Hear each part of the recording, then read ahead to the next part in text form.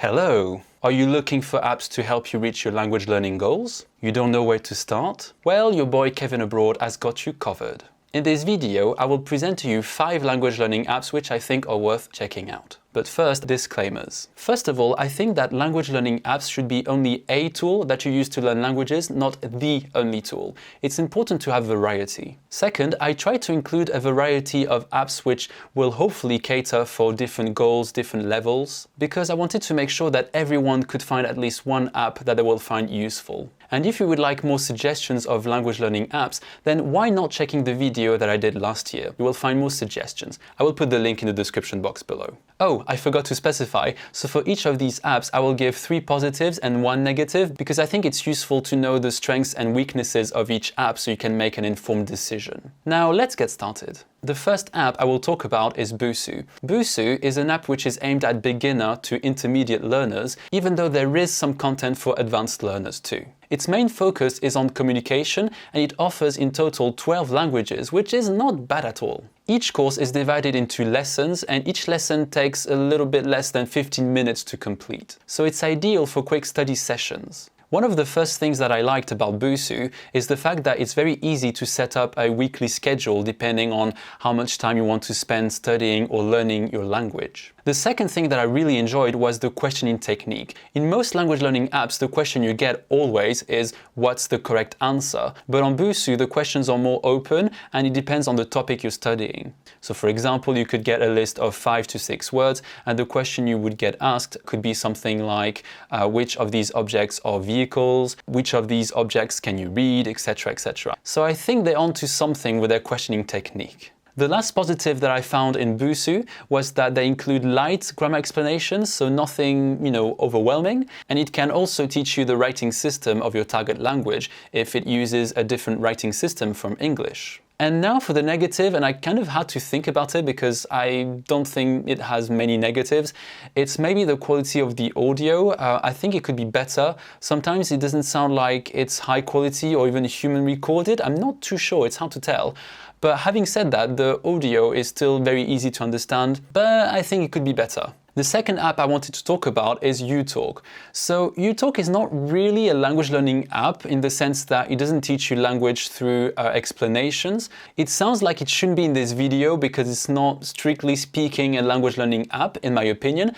But if we consider the positives that I will outline in a second, I think some of you might find it useful. So the first positive I'd say is that this app is great for people who only want to learn the basics of a language to travel, or maybe it could be good for people that just want to get started with a couple of words and phrases before moving on to another language learning resource. The second positive that I found for this app is that for each language, the vocabulary is sorted into categories. So it can be a nice tool if you want to learn very specific vocabulary.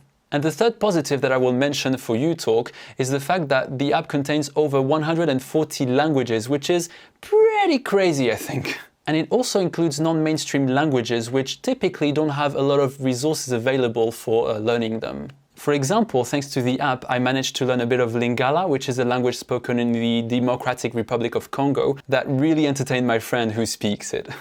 Now, the downside of the app that I kind of mentioned just before is that it doesn't really go into detail about the grammar, so it doesn't go beyond teaching you phrases and words of vocabulary. I guess I'm biased because in real life I'm a teacher, so I do think teaching and learning grammar is important, but it's up to you. It might be good for some of you. The third app I will talk about in this video is Linguistica. So I didn't know Linguistica up until a couple of weeks ago when a friend told me about it. Essentially, Linguistica is a news app for intermediate to advanced learners. Every week they publish a 5-minute podcast with a transcript based on the news, and it's available in 4 languages. So European Spanish, Latin American Spanish, which is still one language, French, German, and Italian. So the first positive is that it's great for people who like reading or even listening or both. So it's great practice for these 2 skills, as long as you like hearing about the news, of course. The second positive, which I enjoyed, I think is great about this app, is that for each article there's some words which are highlighted and translating into English if you click on them. So this means that with the help of the translation, you should be able to understand the article or at least the gist of it. But obviously you do have to be at least intermediate in the language, because if you're a beginner, it would be way too hard, I think. The last positive I will mention is that if you go on the desktop version of the website, then you will have access to even more content for advanced learners in particular, although some of it will be paid or premium. But I think if you are quite motivated and want to access nice quality content, you could potentially consider going premium with them. And the negative that I would mention, and maybe that's me being a bit frustrated by the absence of Japanese, is that I wish they had more languages because it's a great learning tool. I love it. Okay, app number 4, Pimsleur. Pimsleur, in my opinion, is a pretty clever method for learning languages. It combines listening practice, no grammar, spaced repetition, and podcasting all in one. This will be especially useful for auditory learners or people that are tired of looking at a screen after a full day of online working.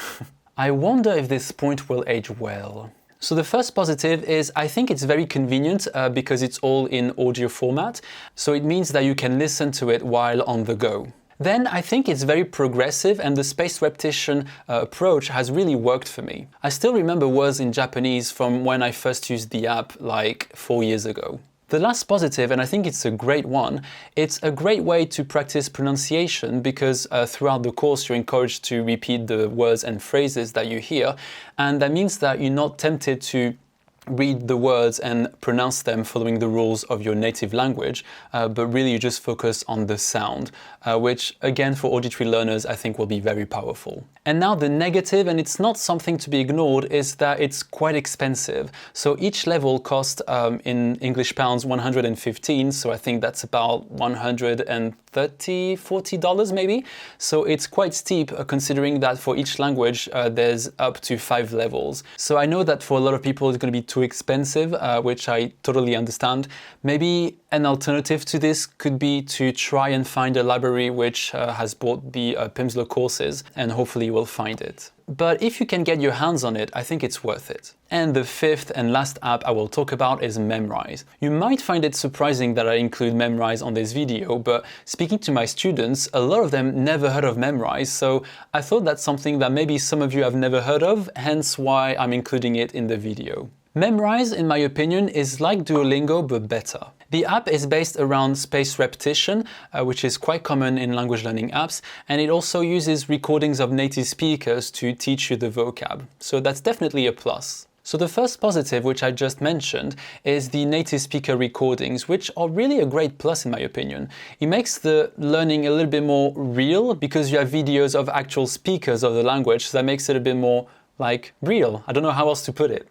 The second positive is that there's a lot of content to go through for most languages. I remember using it for Japanese and there was like 6 or 7 courses, which is huge. There's a lot of content, and that means that it's something you can use long term, and it's also a great supplement to your normal study routine. Number 3, and this one might sound a little bit superficial, but I really like the visuals. I think it's very pleasing to the eye, and it's definitely important to have something that's nice to look at because you're going to look at the app for a long time if you use the app. So it's definitely something that I think can have its importance. Now the negative, and I think that's kind of a theme in this video, in my opinion, because I'm a teacher, so I'm gonna have the biases of a teacher, is the fact that they don't really include any grammar explanation, which I think is a shame.